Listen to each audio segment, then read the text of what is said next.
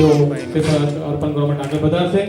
માહિલ દાનકેચા, શ્યામ અકબરી, રુદ્ર પાથર અને પંથ પટેલ ચારે મુક્તો મહારાજને શ્રીફળ અર્પણ કરશે. આપણે સૌ દિવ્ય ભાવે આ અર્પણ વિધિમાં જોડાઈશું.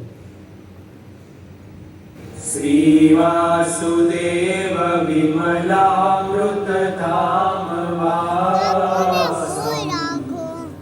નારાયણં નરકતારણ નામધેયં શ્યામં સિतं દ્વિભુજમેવ ચતુર્ભુજં ચ त्वां भक्तिधर्मतनयं शरणं प्रपद्ये. श्री सच्चिदानन्दाय नमः. तं नारिकेलं समर्पयामि.